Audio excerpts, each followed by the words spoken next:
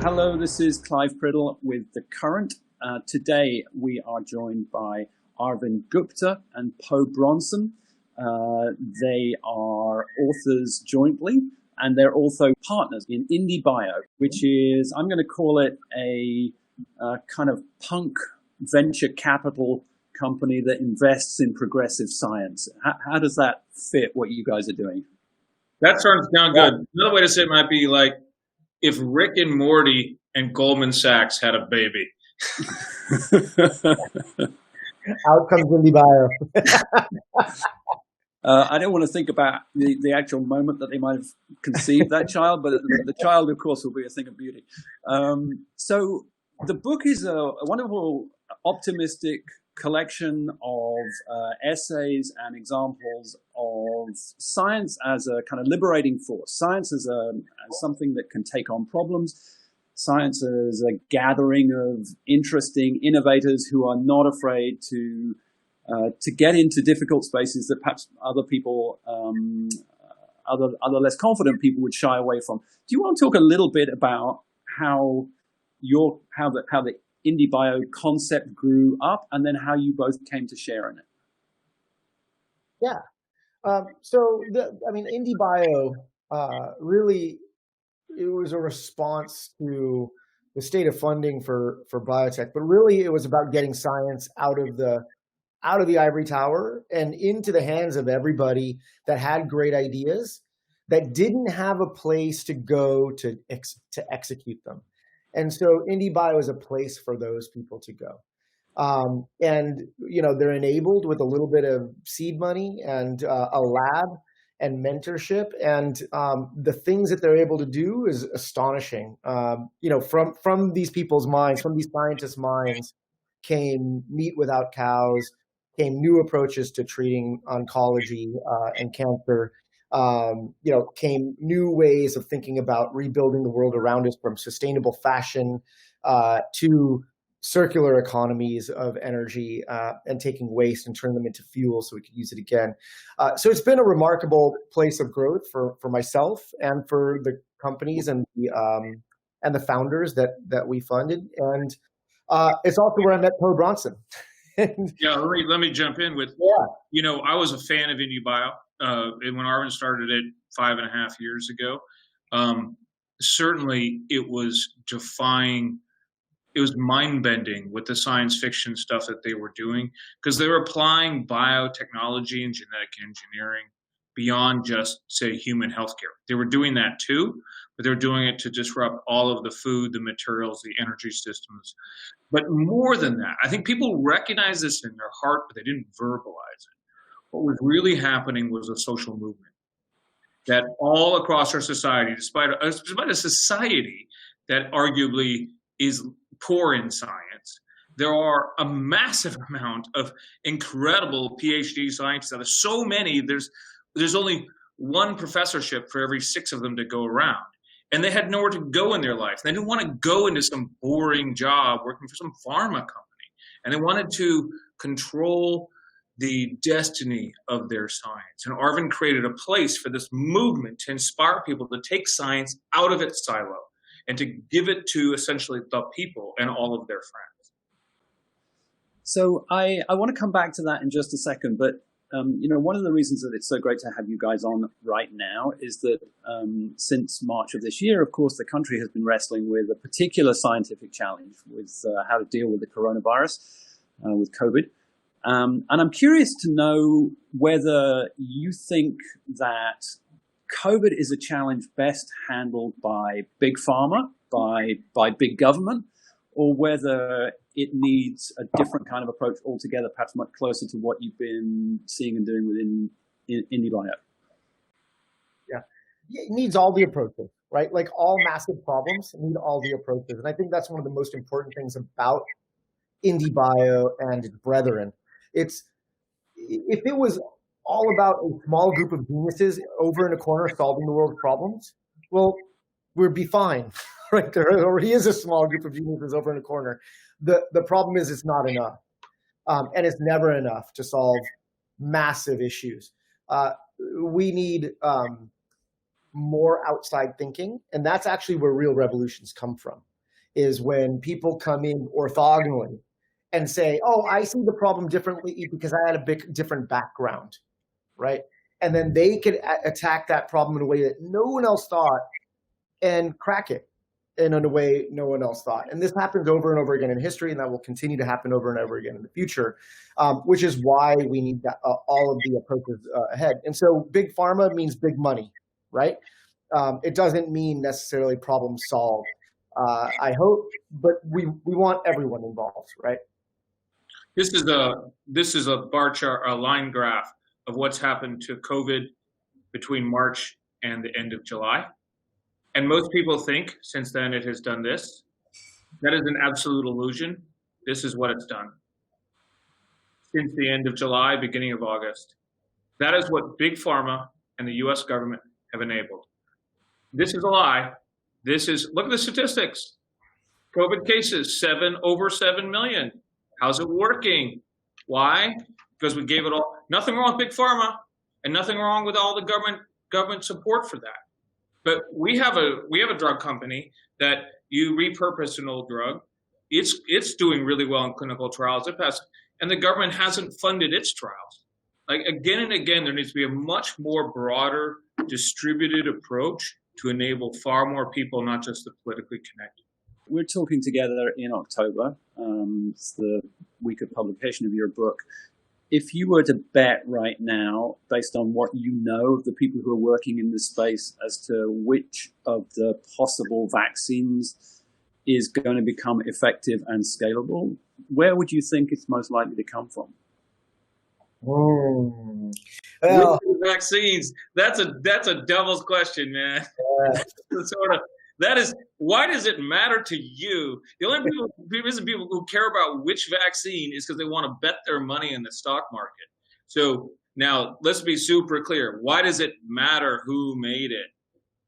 If they're scientists, it doesn't matter. They're all going to work. They'll all have slight differences. They'll all have some benefits and some weaknesses. That, as the one will get chosen, that's different than the one that will work. The one that will be chosen right now in the system of governance that we have will be the most connected ones. That's 5, right? So probably all 5 are going to get approved because they're really well connected, because that's how the system's working right now. That's right. And for me, for my money, all 5 getting approved is wonderful. Why? Because now you got pricing pressure downwards, right? So that's what matters. Again, Po and I say this all the time, the best science wins, right? The best biology wins. It's super important that one is not chosen. The question itself suggests there would be one. That is the problem. There needs to be multiple in order to have price pressure down. That's right. And so that's what we need. And they'll all be effective. Vaccines are a known mode of action. It just takes some time to make sure that you have all the safety profiles you need. So anyway, let's go all vaccines. Okay, I really wasn't trying to get a stock tip out of you guys. I was genuinely interested about where you thought the most likely good science was going to come from. But let me take this someplace else. How do you think that we're doing as a community, making sure that people believe that they should use a vaccine when one becomes available? I am feeling that there is a lot of skepticism about this, that we might get 1 or 2 or 5 vaccines that are on the market. You could probably get half of them at Duane Reade in due course, and that a whole bunch of people are going to say, I never did trust those vaccines. So how are we doing with that? Well, getting a vaccine is like getting a passport. Once you've gotten your vaccine, you get to wave around, I've got this vaccine. People say, who cares? Except you get to get on planes. You get to go to restaurants. You get to go to sporting events because you got the vaccine. That access to the vaccine and sort of the stamp allows you to sort of go out and go around. And I think that will drive quite a number of people to get it. When I say quite a number of people, I don't mean 80% and I don't mean 70%, but a large swath of society. And you're comfortable with the stamp idea here? I think a lot of people are going to be very resistant to saying, I don't have to tell you whether I've had a vaccine or not. I mean, isn't that the whole problem here, is that there's a huge amount of resistance on the grounds that this is an intrusion into the individual's decision-making and privacy? Well, if you own a restaurant and you're allowed to set those as the rules, yeah, are there going to be fights over it? Of course there'll be fights over it. Yeah. It's a matter of safety, right? Like, again, we have car seat, you have to put on a seatbelt in your car, right? There are certain things that, and that's against your own personal safety, That's not, and so, when you think about it, a healthcare burden caused by something preventable across the national level is something that the nation as a whole, legislature as a whole, has to consider. So that's one aspect of it. The other one is, I'll get a vaccine because I want to protect me and my family, and different people will protect themselves and their families. And so anyway, I respect the right to choose, but also there's a collective action here that goes beyond the individual. Where we'll see the fights is like at the beaches. Like, can the national government declare at the national beach that you have to have? They're not going to do that. So a lot of people are going to be walking around the beaches saying, "This is the vaccine area," and this is the non-vaccine area, and they're like, "You can't get me from coming to that area." And we're going to have arguments and fights, and all sorts of stuff's going to happen. But it's in these sort of public spaces that we'll have that. In the private spaces, I don't think it's. I think it's going to be pretty well respected. Yeah.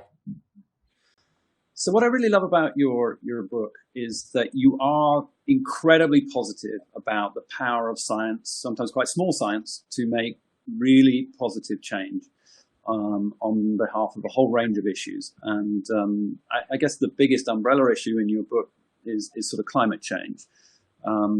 And I want to come back to that in just a second. But I also I want to play the role of the skeptic here a little bit and ask you to fight back on me. So, for instance, one of the aspects of science that you point out that has been amazing has been the ability to create what, it looks like a duck and it quacks like a duck, but it's actually a burger made entirely out of non-meat products. And so this seems amazing. You can dispense with the need for cows. The methane levels fall. There's greater natural pasture land that's left uninterrupted by large grazing flocks, and seemingly the world is adjusted in a very good way. So here's the problem. According to Barron's about a year ago anyway, a well-known burger made of non-meat product costs about $12 per pound, which is just over double what a regular ground beef burger would cost. And I believe the comparable price for sausage was even more in favor of the what we consider to be an original sausage. So innovation comes at a cost. And the larger part of the country is probably very sensitive to that cost. So how does innovation and science keep that aspect of the conversation real for those people for whom it really matters? It's always part of the conversation. It's never not part of the conversation. Those people are the market, and the cost is a function of scaling up to get there. And, if you look at Tesla, let's just say, right, because that's a little bit further ahead right now in the cost model. A good example. They didn't come to the market with the cheapest possible car they could make because they couldn't make the cheapest possible car. The cheapest possible car they could make was a really expensive, fancy race car, right? And so that's just a function of building a business, is like, until you have lots of customers, you can't make it cheaper, right? And so the whole idea is you get early adopters that will vote with their dollars for your expensive burger because they can create some change with their expensive burger and their dollar. And that allows you to make a little bit more, a little bit cheaper, drop the cost. And then the next person with a little fewer dollars can vote with fewer dollars until all the way down and everyone has access. And that's the way you fight capitalism with better capitalism. Scientifically, an electric vehicle, the engine is much simpler than a gas combustion vehicle. And so in the end game, any 8th grade scientist can posit that an electric vehicle is going to be cheaper than a gas vehicle at scale, fundamentally. So you're working off this basic fundamental logic. And what's important to understand is that it's not the Tesla brand, and it's not like the fancy paints. I mean, every single piece of those cars is being reinvented, and they have and they have patents on it, and they have fundamental moats around some of their technology. So I don't think it's worth talking too much about Tesla, but applying that back to the food sector.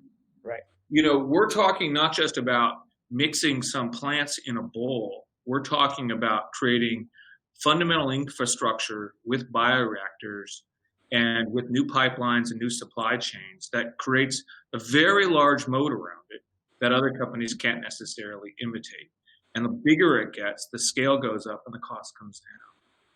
We always say, you can't feed the world one hipster at a time.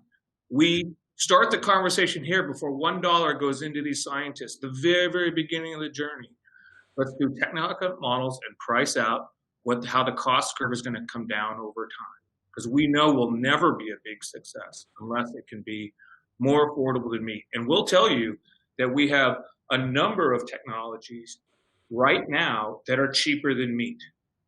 In the IndieBio food portfolio, where we have 38 companies, quite a few of them are already cheaper than meat, even at modest scale. That's right. Yeah, it's really important to understand that we're funding and building these companies to create this change for the planet. And to create the change for the planet, you have to get to the bottom of the cost curve and get to everyone. So that is our end goal in this. It isn't just to bake a burger for a hipster, like Po eloquently said. I'm enjoying being the skeptic in this conversation, so I'm going to keep at it. Yeah. So one of the things that you point out about the Tesla is the simplicity of the engine, which feels like a scientific advance. It's much more efficient. It has fewer things that can break or go wrong in theory. But some of the science and some of the remedies that you're proposing in the course of the book, to me, they don't feel simple. So, I mean, for example, you want to save the bees not by recreating a nicely varied pasture area that is good for bees to pollinate and hive in, but by changing the DNA of bees. That sounds like much more complicated activity. It's actually not what we say. Where did you get the DNA of bees? Where did you get the? So let's just be really clear. So fair enough. We change the DNA of bees. We do not go edit the. When a human drinks milk, that alters the gene expression of that human. When you eat eggplant and plants, small RNAs from those plants enter your body and they turn on and off genes. They alter your gene expression. What we do is we give bees special metabolites that are in plants. So we give it a plant-based diet, you might say, and it makes the bee's immune system healthier, meaning by immune system healthier, some genes that are otherwise suppressed are being more activated. But we just make bees healthier by giving it this special plant-based diet. So I just did to you what people do to science innovation all the time, which is grotesquely misrepresent it in a somewhat scary way, designed to terrify anybody who might be even slightly sympathetic. Is that fair? It is fair. It's not, I mean, like, because it is scary, right? Like, oh, and for the fertility, we talk about fertility in exactly that way, right? Everyone thinks, oh, designer babies are coming. That we're going to edit the genomes of all of our children to be tall, blue-eyed, and beautiful and smart, right? Not true. Not going to happen. And we explain exactly why. Because not only is it really hard to do that and very dangerous, but actually no one really wants it, right? people want healthy children, and people want to have a career as well as a happy family. And the future of fertility is to solve for those problems, not the blue-eyed problem, which isn't a problem. One of the things that I really liked in your book was you taking a whack at James Bond on the grounds that the villains are always mad scientists. So it's almost like science and villainy goes together. And so, I guess when Bond, finishes with a flourish, he's actually just crushing innovative science there. And the films are willfully misrepresenting where the evil lies. It's not in science, it's in the fact that the scientists are blackmailers and just morally depraved. So we haven't given science a very good press. Generally, it seems that we are reluctant to be as enthusiastic and as positive about it as you are, and to cultivate the communities that you're creating. How do we do a little better on that? How do you stop people like me expressing all this skepticism? Let me stay with the lesson in Bond, because the character of Q, who always hands Bond a few high-tech tools, but these are high-tech tools that don't like blow up planets. They're like high-tech tools that are like in your car, in your pen, or in your wallet. And he's always presented as cool, he or she. And in the same way, science created this problem for itself by being in a silo fundamentally, by being unwilling to and unreally capable of engaging with the rest of society. And literally, our schools are failing our children by putting science into a silo and not making it part of philosophy, not making it part of art, not making it part of culture. That when you ask a question like, what is beautiful? Or where is the soul? Or who am I? We don't allow science into those discussions. And then on the other end, when science has a discussion, it's disconnected. It's the whole thing that Arvind created here, which is that this science is in our food and it's in our materials, in our everyday lives. It's in our everyday thoughts, and to bust it out of that silo. And this scientific silo is at the root of the way our society is rejecting science. That it isn't exposed to it. It's over and you can go play in that pen.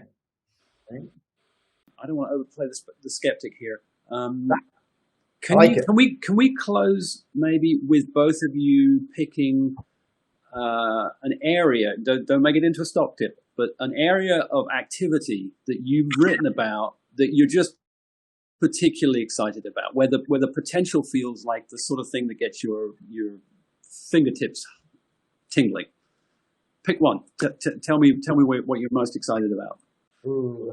The future's so bright. Well, right. Let's see. So lately, I've been very excited about the capability to fundamentally change the economic system through biomanufacturing. It is as old as humankind that we take resources out of the earth, and then we maybe used to process them ourselves. Increasingly, we would then move those materials around and someone else would process them. And today, in our world, almost all the world pulls stuff out of the earth, sends it to China to process those raw materials and to build them with materials, and then they assemble things with advanced manufacturing. Our fundamental technology at IndieBio is the bioreactor and being able to program cells the way other people program computers. Bioreactor is nothing more than a womb. For any one cell, whether it's the size of a building or it's the size of a house or it's the size of a television, a bioreactor is a womb. It provides every cell gas, oxygen, food, glucose, and some nutrients. It produces comfort and coziness and togetherness, and it stimulates them. It moves them around. It keeps them going. It gives them this sort of stress that makes them healthy and thrive. And with that fundamental technology, we can take bacteria, yeast, fungi, algae, animalian cells, plant cells, and we can regrow the entire world and everything that we make. We can change the cement around us, we can change the steel, we can change the wood, where everything comes from. We can get rid of fertilizers, we can purify water. All raw materials in the entire world will be affected by this technology. Okay. We talk about Ford. This is the new assembly line moment, where it's upon us and will fundamentally rewrite the economics of the future. And that's why we're so excited about it, right? It's a very profound technology, and you could rewrite the energy systems of how we acquire goods and food, the food we consume. So yeah, it's quite thrilling, and people get it all the way up to the top of the government. And there's, like, this isn't just an IndieBio push at this point. This is a national security push across several nations, right? The U.S. isn't the only one thinking about it. A lot of countries ask us to come and talk to them about how to procure their food supplies, right? So yeah, thank you, Bo.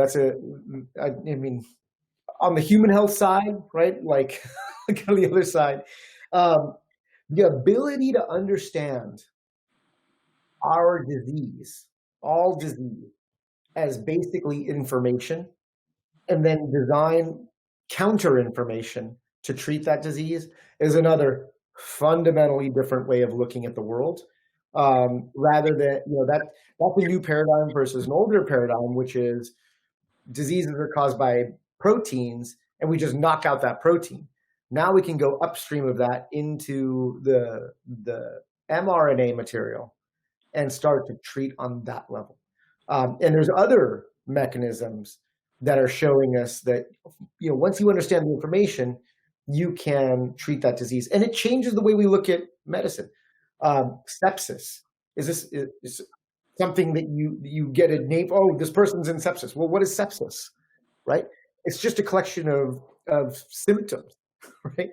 So when you look under the hood, like, that's an old paradigm way of looking at disease.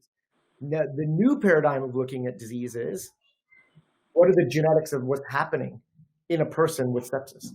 And that can tell you exactly how to treat that person. Or with cancer, the old paradigm is they have lung cancer. Now we sequence the actual tumor itself, and we know exactly how to treat that cancer, irrespective of where it is in the body. So that's just something, and you take it to a virus, take it to a bacteria. So I think this ability to think and look under the hood of the disease we're trying to treat will allow us to fundamentally look at medicine in a new way. And then, that's going to give rise to an entire branch called cell therapies that, will one day get rid of surgery. That's another podcast. Well, listen, it's been a long time since C.P. Snow wrote about scientists not being able to talk to arts graduates and vice versa.